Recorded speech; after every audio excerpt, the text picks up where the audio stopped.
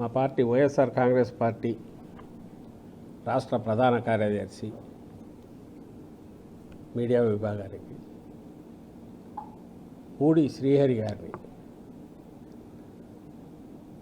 Civil దుస్తుల్లో ఉన్న కొంతమంది వ్యక్తులు వచ్చి అక్రమంగా నిర్బంధించి తీసుకెళ్లారు కారులో. ఇప్పటికే అది మీడియాలో అందరూ చూసింటారు. ఆ తర్వాత అక్కడ ఉన్న సీసీ కెమెరా ఫుటేజ్ చూసిన లేదా అక్కడ ప్రత్యక్ష సాక్షులు వాళ్ళతో మాట్లాడితే వాచ్మెన్ ఇలాంటి వాళ్ళతో అర్థమైంది ఏంటంటే నిన్న రాత్రి నుంచి కొంతమంది వ్యక్తులు వచ్చి అక్కడ తిరుగుతూ ఆ ప్రాంతంలో ఈరోజు ఉదయం ఈయన శ్రీహరి గారు మీడియా విభాగానికి జనరల్ ప్రధాన కార్యదర్శిగా ఆయన పార్టీ అధ్యక్షుడిని కలిసి పార్టీ అధ్యక్షుడి పర్యటనకు సంబంధించి ఆయన వీటికి సంబంధించి చర్చించి వస్తుంటే దారిలో ఆపి బలవంతంగా తీసుకెళ్ళిపోయారు అనేది అర్థమవుతుంది. మొత్తం వాళ్ళు పోలీసులు అని ఎందుకు అనుకోవాల్సి వస్తుందంటే నిన్న రాత్రి అక్కడ వచ్చి వాళ్ళు రెక్కీలాగా నిర్వహించినప్పుడు అక్కడ చెప్పారని వాచ్మెన్. ఈ ఉదంతం తెలిసిన తర్వాత దాదాపు 3-4 గంటలకు అసలు ఎంతవరకు ఏమీ తెలియట్లా. ఎవరు తీసుకెళ్ళారు,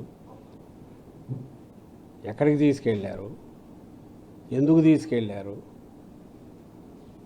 అది కిడ్నాపా,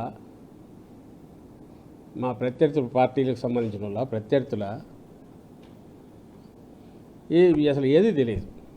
ఒకవైపు కుటుంబ సభ్యులు ఆందోళన, ఇంకోవైపు సహజంగానే పార్టీ నాయకుల్లో పార్టీలో కార్యకర్తలు అందరిలో ఆందోళన. అసలు ఎక్కడున్నామో కూడా అర్థం కాని పరిస్థితి. ఓ ప్రజాస్వామ్య వ్యవస్థలో అది పెద్ద మాట, అంత కూడా అక్కర్లా. ఒక నాగరిక సమాజం అది కూడా అక్కర్లా. ఒక బేసిక్ ఓ సమూహం ఎక్కడన్నా ఉన్నా కూడా వాళ్ళు కొంత ఉన్నంతలో సేఫ్గా ఉన్నారనే ఫీలింగ్ కలిగించే ఇది కూడా లేదు ఇక్కడ. ఏ అర్ధరాత్రి అపరాత్రి వచ్చి గుండాలైనా తన్ని తీసుకెళ్ళచ్చు, పోలీసులైనా తన్ని తీసుకెళ్ళచ్చు. పోలీసులు అయితే మళ్ళీ 24 గంటలో 48 గంటలో ఏదో ఉంది కాబట్టి లీగల్ కోర్టుకు కావాల్సిన టైంకు ఒక్కోసారి అది కూడా 24 గంటల తర్వాత అరెస్టు చూపితే 48 గంటల తర్వాత కావచ్చు. కోర్టు చెప్పిన టైంకు తీసుకొని అక్కడికి వెళ్తారు. గుండాలు అయితే ఇంకో దగ్గరికి తీసుకెళ్తారు. కోర్టుకు వెళ్తే అక్కడ చట్ట ప్రకారం అన్నీ చేశారా లేదా అనేది అంతవరకు దానికి తగినట్టు రికార్డు తయారు చేస్తే అది రిమాండ్కు పంపించవచ్చు. గత 2 ఏళ్లుగా తెలుగుదేశం పార్టీ ఈ కూటమి పేరుతో ఆ 3 పార్టీలు కలిసి ఈ ప్రభుత్వం వచ్చినప్పటి నుంచి, అంతకుముందు తెలుగుదేశం పార్టీ నాయకులు లేదా నారా లోకేష్ ఆయన చెప్పినా వాళ్ళ నాయన దానికి స్టాంప్ వేసిన చంద్రబాబు నాయుడు గారు ఆ రెడ్ బుక్ అని ఏదైతే పేరు పెట్టుకున్నారో ముచ్చటగా దాన్ని పూర్తిగా 100కు 100% లేదా 200% అమలు చేస్తూ వస్తున్నారు. అందులో భాగంగానే ఈరోజు ఉదయం కూడా ఇది జరిగింది అనుకోవాలి. ఇప్పటికి కూడా అజంప్షనే, మీడియాలో వచ్చిన రిపోర్ట్లను బట్టి తెలుస్తుంది తప్ప మాకు ఒక ఎఫ్ఐఆర్ కాపీ కానీ లేదా నోటీసు కానీ ఏమీ లేవు. నోటీస్ ఇచ్చి తీసుకెళ్ళడం కానీ ఏది లేదు. అజంప్షన్ ఎక్కడి నుంచి వస్తుందంటే మీడియా రిపోర్ట్స్ని బట్టి వస్తుంది. ఆ తర్వాత మళ్ళీ సోదాలు ఇంట్లో ఏం మెసేజ్ ఇవ్వాలనుకుంటున్నారంటే ఒక్కటే కనపడుతుంది, అంటే భయభ్రాంతులను చేయాలి, టెర్రరైజ్ చేయాలి. భయపెట్టడం ద్వారా వైఎస్ఆర్ కాంగ్రెస్ పార్టీలో ఉంటే, జగన్మోహన్ రెడ్డి గారితో ఉంటే మిమ్మల్ని మర్యాదగా ఉండనివ్వం, మిమ్మల్ని ఏదో ఒక రకంగా ఇబ్బంది పెడతాము. చంద్రబాబు నాయుడు అనుకుంటే అర్థం ఉంటుంది, ఎందుకంటే ఆయన రాజకీయ పార్టీ నాయకుడు, ఆయనకు తెలిసిన విద్య అది ఒకటే కాబట్టి, ఓ పార్టీ అధ్యక్షుడు, ఆ పార్టీకి తెలిసిన విద్య అది ఒకటే కాబట్టి ఎక్కడ అవకాశం ఉంటే వ్యవస్థలను మేనేజ్ చేసి అయినా సరే ప్రత్యర్థులను ధైర్యంగా ఎదుర్కోలేరు కాబట్టి, ప్రజల సమస్యల మీద ఎదుర్కోలేరు కాబట్టి, వాటి ఎదుర్కోవాలనే ఆలోచన కానీ ఆసక్తి కానీ లేదు కాబట్టి, అసలు ప్రజలంటేనే పట్టదు కాబట్టి, ఇంకా ప్రత్యర్థులను ఏ రకంగా అంటే ఇట్లా అన్ని రకాలుగా ఇబ్బంది పెట్టడము, వ్యవస్థలను మేనేజ్ చేయడం ద్వారా తప్పుడు కేసులు పెట్టించడము, తన అపోజిషన్లో ఉన్న ఇంకో రకంగా ఉన్న అధికారంలో ఉంటే అది పూర్తి తన చేతిలోనే అధికారం ఉంటుంది కాబట్టి పూర్తి స్థాయిలో ఆ రకంగా చేస్తారు. కానీ పోలీసులు కూడా అది చేయడం, చంద్రబాబు నాయుడుకి తెలిసిన విద్య అదే అయితే వీళ్ళకేం రోగం వచ్చిందో అర్థం కావట్లా. వీళ్ళు పద్దలు వేస్తే రేపు మళ్ళీ గవర్నమెంట్ మారుతుంది. వీళ్ళు సిస్టమ్ దీన్ని సంబంధించి మెయింటైన్ చేయాల్సిన అధికారులు, పోలీస్ అధికారులు పూర్తిగా అడుగులకు మడుగులు ఒత్తుతూ చంద్రబాబు నాయుడు అండ్ గ్యాంగ్ ఆయన వాళ్ళ విషెస్ ఏమున్నాయో దాని ప్రకారం తప్పుడు కేసులు పెట్టడము, ఇంకా తప్పుడు కేసులు పెట్టాల్సిన అవసరం లేకుండా అయినా వెసులుబాటు ఉంటే దాన్నే తీసుకునేవాళ్ళు. ఎక్కడో చోట కేసు పెట్టాలి కాబట్టి ఏదో ఎఫ్ఐఆర్ రాయడం, ఒకరితో ఎవరితో మన కన్ఫెషన్ అని తీసుకోవడం, వాళ్ళే రాసుకోవడం, ఇంకోరి పేరు తీసుకురావడం, నెక్స్ట్ టార్గెట్ ఎవరైతే వాళ్ళని పెట్టుకొని వాళ్ళని తీసుకురావడం, దానికేం లింక్ కూడా అక్కర్లా. అది ఏదైనా కావచ్చు, ఎక్కడో ఏదో ఇన్సిడెంట్ జరిగినా ఇంకెవరినైనా తీసుకోకపోవచ్చు. వీటన్నిటికీ ఇన్స్ట్రుమెంట్ కింద, పనిముట్టు కింద చంద్రబాబు నాయుడు పోలీసులు పనిచేస్తున్నారు అనేది ఈరోజు కూడా మళ్ళీ కనపడుతుంది. నేను ముందే చెప్పినట్టు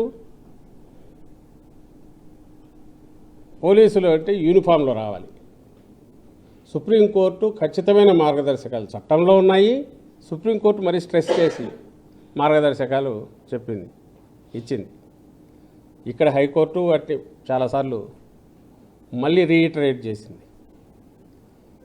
ఎక్కడికి పోయినా ఖచ్చితంగా పోలీసులు ఏదైనా దీనికి వెళ్ళినప్పుడు వాళ్ళు డ్రెస్లో యూనిఫామ్లో వెళ్ళాలి, లేకపోతే వాళ్ళు ఎవరో ఎటు తెలుస్తుంది. రెండవది నోటీస్ ఇవ్వాలి. నోటీసు వాళ్ళ పక్కన ఉండే వాళ్ళకి కానీ బంధువులకు కానీ ఎవరుంటే వాళ్ళకి ఇచ్చి సంతకం తీసుకొని ఆ తర్వాత ఇదిగో అరెస్ట్ చేస్తున్నాం, ఎందుకు చేస్తున్నాం చూపించి అప్పుడు తీసుకెళ్ళాలి. అది కూడా ఎంక్వైరీ జరగాలి. ఇది ఎవరైనా చెప్పేదే. ఎవడో పోయి ఎఫ్ఐఆర్ అంటే ఫస్ట్ ఇన్ఫర్మేషన్ రిపోర్ట్ మాత్రమే. వాళ్ళు పోయి చెప్పగానే నోట్ చేసుకుంటే అది ఫస్ట్ ఇన్ఫర్మేషన్ రిపోర్ట్ అవుతుంది. దాన్ని బేస్ చేసుకొని ఇన్వెస్టిగేట్ చేయాలి. చేసిన దానికి తగిన టైం ఉండాలి, ఓ జస్టిఫికేషను, ఓ హేతుబద్ధత. ఆ తర్వాత వెళ్ళి నోటీస్ ఇచ్చి తీసుకెళ్తున్నామని అరెస్ట్ చేయడం, ఇది ప్రొసీజర్. అట్లీస్ట్ కేసు తప్పుడుదైనా ఫాలో కావాల్సిన పద్ధతి. ఇక్కడ అది ఫాలో కాల. రెండు, నేను ముందే అన్నట్టు జరిగిన పద్ధతి చూస్తే, నిన్న రాత్రి అక్కడ వాచ్మెన్ చెప్పింది వీడియోలో చూస్తే అర్థమైంది. కొంతమంది వచ్చారు, 2-3 గ్రూపులు వచ్చాయి. రాత్రి 10 గంటలకు ఒక గ్రూప్ వచ్చారు. ఎవరంటే సివిల్ డ్రెస్లో ఉన్నారు, మేము ఎస్ఐ అన్నారు, ఏదో చూపించారు. తర్వాత తెల్లవారుజామున 3 గంటల నుంచి వచ్చి కాఫీ వేసి కూర్చున్నారు. ఉదయం 6:30, 7కో 8కో ఈయన వస్తున్నప్పుడు పట్టుకుపోయారు. ఎక్కడి నుంచి?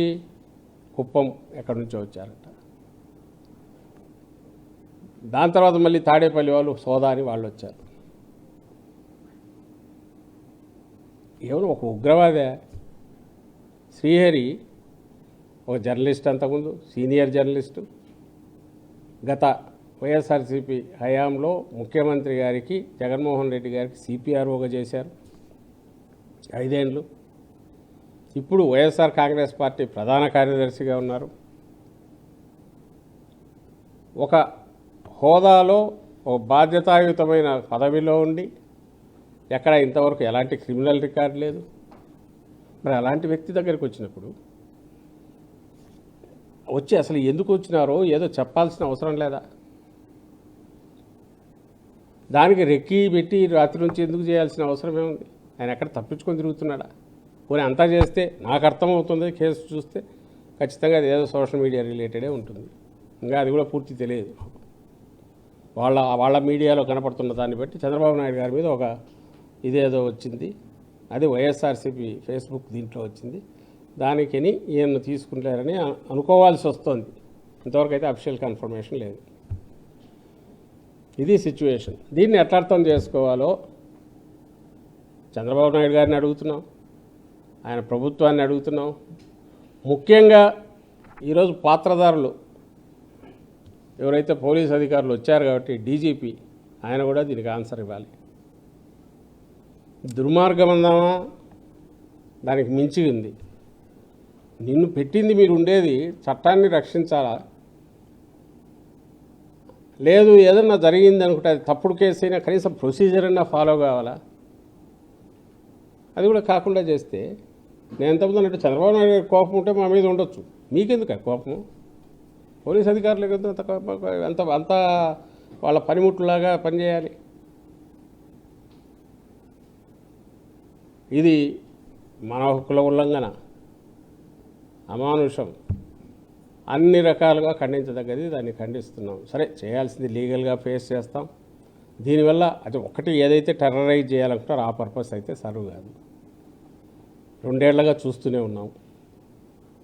ఒక మంచి కాజ్ కోసం, ఓ మంచి ప్రజల కోసం నిలబడిన పార్టీగా, అలాంటి నాయకుడితో కలిసి పనిచేస్తున్న కార్యకర్తలుగా, అడుగులు వేస్తున్న వ్యక్తులుగా, జగన్మోహన్ రెడ్డి గారితో గర్వంగా ఫీల్ అవుతున్న నాయకులుగా ఇలాంటి వీటికైతే ఏం బెదరం. మేము బెదరం కాబట్టి 14 నెలల నుంచి వీళ్ళ హెరాస్మెంటు భరిస్తూ కూర్చోవడం కూడా మా చేత కాదు. ఖచ్చితంగా ఈ 2-3 ఏళ్ల తర్వాత, ఇది హెచ్చరిక కాదు, మామూలుగా అని చెప్తున్నా, ప్రతి పోలీస్ అధికారి ఎవరైతే వచ్చి ఇలాంటి పనులకు పాల్పడుతున్నారో వాళ్ళందరివి మా కార్యకర్తలకు చెప్తున్నాం, మేము గుర్తుపెట్టుకుంటాం. ఆ పేర్లు అవి రాసుకోవడం, ఎందుకంటే ఇది ఇది ఇది ఏ రకంగా ఎట్లా చేస్తారో అర్థం కావట్లా. ఎవరో పైనుంచి చెప్పారు, ఎవరు అదృశ్య శక్తి, ఎవరు పని చేస్తారు, ఎవరు చేస్తారు? మీరు ఉద్యోగాలు చేయాలనుకుంటున్నారు లేదా? మీ సర్వీస్ రికార్డ్స్లో కూడా ఇవి ఎక్కేట్టు చూస్తాం. పోలీస్ మాన్యువల్ ప్రకారం ఏదైతే పని చేయకుండా పోయినారో వాటన్నిటికి సంబంధించినంతవరకు సర్వీస్ రికార్డులో కూడా ఎక్కిస్తాం. కేసులు పెడతాం. లీగల్గా చట్ట ప్రకారం ఏమేం చేయగలరో అన్నీ చేస్తాం. ఈరోజు ఏదో పై ప్రెజర్ కొంతమంది అనుకోవచ్చు, ఏం చేయాలో మా మీద ప్రెజర్ ఉందని అధికారులు అనుకుంటుంటే, ఆ ప్రెజర్కు మీరు రోజు లొంగితే రేపు మీ భవిష్యత్తు, మీ సర్వీస్ ట్రాక్ రికార్డ్ కంప్లీట్ కూడా దాంట్లో ఆ మచ్చ ఉంటుంది, ఉండేట్టు చేస్తామనేది గుర్తుపెట్టుకోవాల్సిందిగా కోరుతున్నాను. వాళ్ళందరికీ స్పష్టం చేస్తున్నాను. మీరు పెట్టే కేసే తప్పుడు కేసు. ఆ కేసులకు సంబంధించినంత వరకు మినిమం ప్రొసీజర్ అన్న ఫాలో కాకుండా మీరు టెర్రరైజ్ చేయాలంటే చేయలేకపోతున్నామని మీకు తెలుస్తుంది. 2 ఏళ్ల నుంచి చూస్తున్నారు, ఎవ్వరు బెదరట్లే. పైగా రోజు రోజుకు ప్రజాభిమానం అట్లే పెరుగుతుంది జగన్మోహన్ రెడ్డి గారి మీద. కార్యకర్తల్లో ఉత్సాహం అలాగే ఉంది. It is writing on the wall. రాబోయేది వైఎస్ఆర్ కాంగ్రెస్ పార్టీ నెక్స్ట్ 2-3 ఇయర్స్లో ఎప్పుడు ఎలక్షన్లు జరిగినా అనేది కనపడుతుంది. అయినా మీకు అది కూడా బెరుకు లేదు అని అంటే మీరు ప్రిపేర్డ్గా ఉన్నారని అనుకోవాలి. ఇలా చేసేవాళ్ళు అందరినీ అనట్లే, ఎవరైతే వాళ్ళు చేస్తున్నారో వాళ్ళను. రెండవది, మీ డ్యూటీ మీరు సక్రమంగా చేయండి, ప్రొసీజర్ ఫాలో కాండి. మిగిలినవి ఏదైనా ఉంటే న్యాయస్థానంలో తేల్చుకోవడానికి మేము సిద్ధంగా ఉన్నాం. అలా కాకుండా ఇలాగే చేస్తే దీని ద్వారా ఏదో సాధించగలమని వాళ్ళు అనుకొని హెరాస్ చేస్తున్నామని వాళ్ళు అనుకుంటే వాళ్ళ కర్మ. దానివల్ల ఇంకా మా పట్టుదల పెరుగుతుంది ఇక్కడ ఉండేవాళ్ళది. అసలు ఏ సొసైటీలో అయినా వీటి నుంచి వచ్చేదే ఈ ఆగ్రహము, ఈ ధర్మాగ్రహం నుంచి, ఈ కోపం నుంచి వచ్చిందే ఆ స్ఫూర్తే ఓ సజీవమైన పొలిటికల్ పార్టీని, ఉద్యమాలను కూడా నిర్మిస్తుంది. ఒక రకంగా మరింత పటిష్టం కావడానికి ఇది ఉపయోగపడుతుంది. కాబట్టి ఒక్కటి, ఇలాంటి వాటి ద్వారా మేము బెదురుకునేది లేదు, భయపడేది లేదు. కానీ ఖచ్చితంగా గుర్తు అయితే పెట్టుకుంటాం, పేర్లతో సహా. ఈ పొలిటికల్ వాడు ఎవరో కంప్లైంట్ ఇచ్చిన వాళ్ళతో సహా, తప్పుడు కంప్లైంట్లు ఇచ్చిన వాళ్ళతో సహా వాళ్ళు ఊరు. రేపు చంద్రబాబు నాయుడు ఆయన కుమారుడు వాళ్ళు ఎక్కడన్నా ఉంటారు. వాళ్ళు ఇప్పుడే ఉండట్లే ఇక్కడ ఈ స్టేట్లో. వాళ్ళు వేరే స్టేట్ ఎక్కడ ఉంటారు, ఎక్కడున్నా వాళ్ళు తప్పించుకోలేరు. అలాగే వాళ్ళ పనిముట్లుగా పనిచేస్తున్న ఎవరైతే ఉన్నారో వాళ్ళు కూడా తప్పించుకోలేరు. ముఖ్యంగా బాధ్యతలు సక్రమంగా నిర్వర్తించాల్సిన పోలీసు వ్యవస్థ ఏదైతే ఉందో అది గాడి తప్పినాక కేవలం కక్ష సాధింపు చర్యలకు పాల్పడడానికి రాజకీయ నేతలకు, వాళ్ళకు పొలిటికల్ హెడ్కు ఆయుధంగా పనిచేస్తున్న నేపథ్యంలో వాళ్ళు కూడా దీని రిపర్కషన్స్ ఫేస్ చేయాల్సి ఉంటుందని హెచ్చరిస్తున్నాం. అమరావతి కరప్షన్ సంబంధించి పెద్ద ఎత్తున ప్రచారం జరుగుతుంది. మావిగాన్ అనే సబ్జెక్ట్ వచ్చింది. ఈ నేపథ్యంలో ఏమైనా అరెస్ట్ జరిగిందా? ఇవన్నీ ఖచ్చితంగా అదే కాదు. ఈరోజు మీరు చూస్తే ఈ మత్స్యకారులకు సంబంధించినంతవరకు జగన్మోహన్ రెడ్డి గారి ప్రోగ్రాం ఈరోజు ఉంది. జువల్దీనకి వెళ్ళారు, వాళ్ళకు తెలుసు. అది ఒక చిన్న ఇది కాదు. అక్కడ what Chandrababu Naidu is doing in Juvvaladinne, ఏదైతే జగన్మోహన్ రెడ్డి గారు మత్స్యకారుల కోసం ఇంత కోస్ట్ లైన్ మనకుండి లక్షలాది మంది డిపెండ్ అయిన ఆ ఫీల్డ్ రంగం ఏదైతే ఉందో గంగపుత్రులు సముద్రం మీద డిపెండ్ అయ్యి వాళ్ళ జీవనోపాధే కాకుండా మన ఎకానమీ కూడా కంట్రిబ్యూట్ చేస్తున్న నేపథ్యంలో దాన్ని విపరీతంగా బూస్టప్ చేయడానికి అవసరమైన రకంగా ఫిషింగ్ హార్బర్స్ కానీ ఫిష్ ల్యాండింగ్ సెంటర్లు కానీ ఇవి ప్లాన్ చేసి దానికి సంబంధించి వాల్యూ యాడెడ్ ఇవి చేయడానికి వాటి రిపేర్ ఎవ్రీథింగ్ సెల్ఫ్ కంటైన్డ్ ఇది తయారు చేసి దానికి ప్లాన్ వేసిన నేపథ్యంలో అలాంటి దాన్ని కంటిన్యూ చేయాల్సింది పోనిచ్చి ఉన్నదాన్ని ప్రైవేటైజ్ చేస్తున్న చంద్రబాబు గారి దీనికి ఆల్రెడీ ఆగ్రహంతో ఉన్న అక్కడ దీనికి వాళ్ళతో మాట్లాడడానికి దానికి వ్యతిరేకంగా వైఎస్ఆర్సీపీ నిలబడుతుందని చెప్పడానికి జగన్మోహన్ రెడ్డి గారు అక్కడికి వెళ్తున్నారు. రెండవది వీక్ పాయింట్ వాళ్ళది. అక్కడ తమిళనాడుకు సంబంధించిన బోట్లు ఏవో వచ్చేసి అక్రమంగా వాటిని ఆపాల్సిన సెక్యూరిటీ పోలీసులు వాళ్ళు చేయకపోగా వీళ్ళు చొరవతో పట్టుకుంటే వీళ్ళు దొంగల మాదిరి వీళ్ళు కుమ్మక్కై పోలీసులు వాటిని రిలీజ్ చేయించి అక్రమంగా పంపించడం. వస్తే ప్రభుత్వం ఎక్కడా పని చేయదు. ఇప్పుడు నేను చెప్తున్నా, ఇంతకుముందు చెప్పిన అరెస్ట్ అయినా ఇంకోటైనా అసలు ఇది ప్రభుత్వం ఉండేది దేనికి? పోలీసు వ్యవస్థ ఉండేది దేనికి? వీళ్ళు ప్రొటెక్ట్ చేయాల్సిన వాళ్ళు వీళ్ళే గుండాలలాగానో వీళ్ళే అసాంఘిక శక్తుల్లాగానో పనిచేస్తే ఈ ఏదో ఏ రకంగా సొసైటీ సక్రమంగా ఉంటుంది. దానికి రోజు రోజుకు అలవాటు చేసి అది ఒక దాన్ని ఏమంటారు ఆ వ్యవస్థనే ఆ రకంగా తయారు చేయడంలో చంద్రబాబు నాయుడు అనుసరిస్తున్న కొత్త కొత్త పద్ధతులు చూస్తుంటే ఒకసారి అది గాడి తెప్పక మళ్ళీ ధరలేకి రావడం కూడా కష్టం. అలాంటి పనులు చేస్తూ వస్తున్నాడు ఆయన. అందులో ఇది కూడా అంతే మత్స్యకారులది. అక్కడ బోట్లో వదిలేసినందుకు పోలీసుల మీద కేసు పెట్టాలా, ఎఫ్ఐఆర్లో ఉంది, వాళ్ళని అరెస్ట్ చేయాలి, వాళ్ళని సస్పెండ్ చేయాలా, యాక్షన్ తీసుకోవాలి. అది కాలా. సో ఈ సీరియస్ ఇష్యూ మీద అడ్రస్ చేయడానికి ఆయన వెళ్తున్నారు. అక్కడ జనం బ్రహ్మాండంగా వస్తారు. ఖచ్చితంగా జగన్మోహన్ రెడ్డి గారు వస్తున్నారంటే ఆయన అడ్రస్ చేసి రైజ్ చేసే పాయింట్స్ వ్యాలిడ్ పాయింట్స్ అవి రాకూడదు, జనంలోకి డైవర్ట్ చేయాలా. మీరు అన్నట్టు ఓ పక్క ఇక్కడ అమరావతి మీద గంగవెరువులు ఎత్తున్నారు.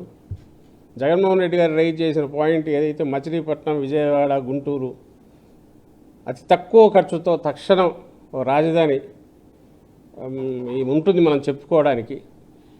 నువ్వు లక్షల కోట్లు ఖర్చు చేసి నీ వేల కోట్ల అవినీతి కోసం ఆ లక్షల కోట్లు చేసినా పూర్తిగాని ఒక రియల్ ఎస్టేట్ ప్రాజెక్ట్ లాగా నువ్వు చేస్తున్న దీన్ని తక్షణం ఆపు అంటున్న దానికి వస్తున్న స్పందన, ఎందుకంటే అది ప్రాక్టికల్ సజెషన్, అందుకని స్పందన వస్తుంది.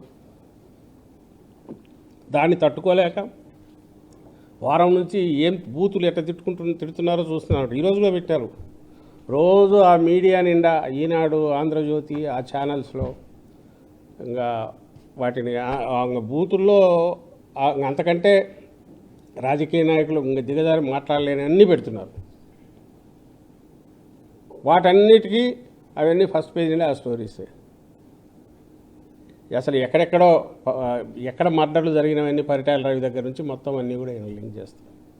ఇంకా అంతకుముందు ఎవరైనా ఉంటే కలిపేవాళ్ళే. మరి బహుశా ఆయన ఈ వయసు వల్ల మహాత్మా గాంధీ గారి దగ్గర నుంచి తీసుకుని వచ్చి అనేవాళ్ళేమో తెలియదు. బహుశా ఈయన వయసు సరిపోదు, సూట్ కాదని ఎవరో చెప్పినట్టున్నారు. అంటే కేవలం డైవర్ట్ చేయడానికి ఎంత అడ్డగోలుగా మాట్లాడితే అంత ఇదిగా ఉంటుందని పోతున్న వాళ్ళు ఈరోజు ఇంకోటి అలాంటిది ప్లాన్ చేశారు. మాకు తెలిసిన దాని ప్రకారం చంద్రబాబు చేతిలో కత్తి పెట్టిన ఒకటి వచ్చిన దానికి అదే అని అనుకోవాలి. మీడియాలో వస్తున్న దాన్ని బట్టి ఒక కేసు ఎక్కడో పెట్టి దానికి ఎన్నో లింక్ చేయాలి శ్రీహరిని అని పెట్టినారని చేసి దాన్ని ఏమో తెలియదు. కానీ జగన్మోహన్ రెడ్డి గారి చేతిలో గొడ్డలు పెట్టి వందల్లో వచ్చినాయి తెలుగుదేశం పార్టీ ఆఫీసులకి. కేసులు పెడితే తీసుకునేవాడు లేడు. ఎక్కడ మొదలవుతుంది కల్చరు? ఎవరు చేస్తున్నది ఎవరు? ఎందుకు మరి ఓన్లీ వైఎస్ఆర్సీపీకి అప్లై చేస్తున్న నిన్న డీజీపీ స్టేట్మెంట్ ఇచ్చారు. సోషల్ మీడియాలో ఇది అంతకుముందు చంద్రబాబు నాయుడు అన్నారు, చట్టం తెస్తున్నామన్నారు. అది కేవలం వైఎస్ఆర్సీపీకి అప్లై చేస్తున్నారా? నువ్వు ఇప్పుడు అధికారంలో ఉన్నవాడివి ఫస్ట్ ఫాలో కావాల్సినవి నువ్వా అపోజిషనా? పోనీ ముందడు ఫస్ట్ తొలి అడుగులాగా ఎక్కడైనా ఒక ఉద్యమంలాగా మా దగ్గర నుంచి అలాంటివి వచ్చాయా? నువ్వు పొద్దున్న లేచిన సాయంత్రం వరకు మొత్తం వరుస పెట్టి చేతిలో గొడ్డలు పెట్టి జగన్మోహన్ రెడ్డి గారు వేస్తూ గొడ్డలి గుర్తు పెట్టుకొని స్టేట్మెంట్ ఇస్తా హోమ్ మినిస్టర్తో సహా మంత్రి పదవిలో ఉన్నామనేది వాళ్ళకి గుర్తులేదు. ఇవి చేస్తున్నందుకు దానికి రియాక్షన్ ఇది వచ్చిందని చెప్పి దీనికి అసలు సంబంధం లేని వ్యక్తులను తీసుకెళ్లే ప్రయత్నం చేస్తున్నారు. సో వీటన్నిటిని డైవర్ట్ చేయడానికి ఎప్పుడు ఏదో ఒకటి ఇలాంటివి జరగాలి, ఏదో ఒకటి అది జరిగేది ఏదో టెర్రరైజ్ చేసినట్టు ఉండాలి. కానీ జనం దృష్టి నుంచి ఏది తప్పించుకోవట్లా. అందుకే ఇవి ఏది ఉన్నాయి పక్కకు తోసి జరగాల్సిన డిస్కషన్ ఇటు రాజధాని మీద జరుగుతోంది, జరగాల్సిన రీతిలో జరుగుతుంది. ప్రజలకు అర్థమైంది, అటు రాయలసీమ ఉత్తరాంధ్ర వల్ల కూడా అర్థమైంది. ఇది ఇన్ని లక్షల కోట్లు ఆచరణ సాధ్యంగాని పెట్టినా ఆచరణ లేక రాని రాజధాని ఆయన చూపిస్తున్నది. వేరే జగన్మోహన్ రెడ్డి గారు అతి తక్కువ ఖర్చుతో ఇమ్మీడియట్ ప్రాక్టికల్ ఇది చూపిస్తున్నారు అనేది అందరికీ అర్థమవుతుంది. ఈ అప్పుల భారం భరించడానికో నీ అవినీతి కోసం నువ్వు పెట్టుకున్నది ఎన్నో భరించడానికో రాష్ట్రం సిద్ధంగా లేదు అనే విషయం ఆయన చంద్రబాబు నాయుడు గారికి అర్థమవుతుంది. దాంతోనే గంగవెర్రులు ఎత్తున్నారు. అందులో భాగంగానే ఇవన్నీ చేస్తున్నారు అనేది